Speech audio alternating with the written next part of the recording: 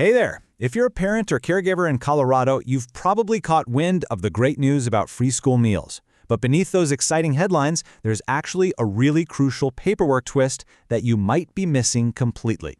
Welcome to this explainer. Today we're going to navigate Colorado's 2026 school meal programs together just to make absolutely sure your household gets every single benefit it's entitled to. Here is a quick roadmap of what we're covering today. First, Colorado's new meal landscape. Second, the hybrid system explained. Third, by the numbers, 2026 guidelines. Fourth, the paperwork paradox. And finally, your household action plan. All right, let's jump straight into Section 1, Colorado's new meal landscape, free food, hidden rules. So the state recently rolled out a program called Healthy School Meals for All. The goal? To provide universal free meals and finally reduce that awful stigma in the cafeteria. It sounds super simple, right? Well, here is the catch. Participation for schools is entirely optional. It is not mandatory. And what that means for you is that universal free meals just aren't guaranteed in every single district. Some schools are opting in, while others are still completely relying on the traditional model. On top of that, extra benefits rely on state funding, which makes the meal landscape vary wildly from town to town. Which perfectly sets up Section 2, the hybrid system explained, two programs overlapping. You see, Colorado didn't just toss out the old federal rules. They layered a brand new state program right on top of them, creating what is essentially a hybrid system. Think of it like two overlapping safety nets. On one hand, you have the state program, Healthy School Meals for All. It's universal, but as we mentioned, optional for schools to join. On the other hand, you have the federal program. This is the traditional free and reduced model we probably all grew up with. It is strictly income-based, and it absolutely requires a household application.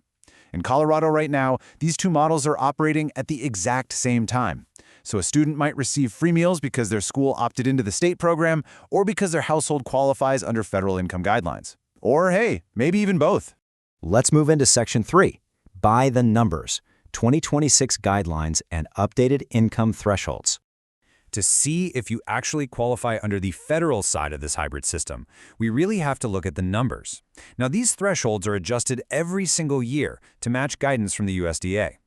For the 2026 to 2027 school year, take a look at this. A household of two earning $28,132 or less qualifies for free meals, and for reduced price meals, the cutoff is $40,034. Got a household of four? Earning under $42,900 qualifies you for free meals, and reduced price kicks in at $61,050. These are the strict federal guidelines used for the National School Lunch Program, the School Breakfast Program, and the Special Milk Program. But, there is actually a totally different way to qualify that doesn't involve manually digging up your tax returns to prove your income. It's called direct certification. If your family already receives benefits through government assistance programs, we're talking SNAP for food assistance, TANF for cash assistance, Medicaid, or the Migrant Education Program, you might be automatically eligible. This is an absolutely fantastic pathway because it directly reduces the paperwork burden on families. You literally get to bypass the manual income application entirely. But what if you aren't directly certified and your child's school already offers free meals to everyone through the state program anyway? That brings us to Section 4. The paperwork paradox, the stakes of the application. Now this hits on the absolute biggest misconception parents have right now.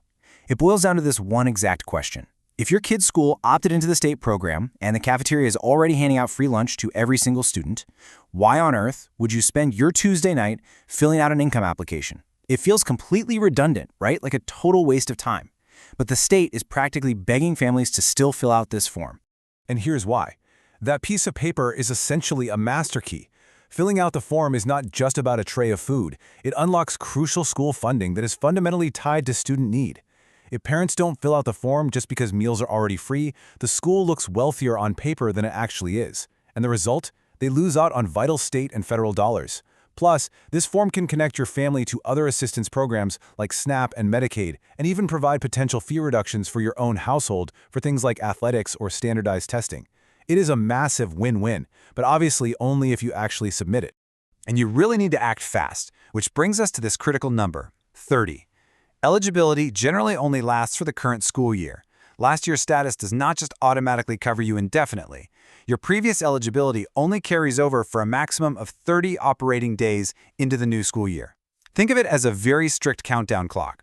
After that 30-day grace period, if you haven't been directly certified or approved through a brand new application, your child might suddenly be charged full price for their meals. No one wants that surprise.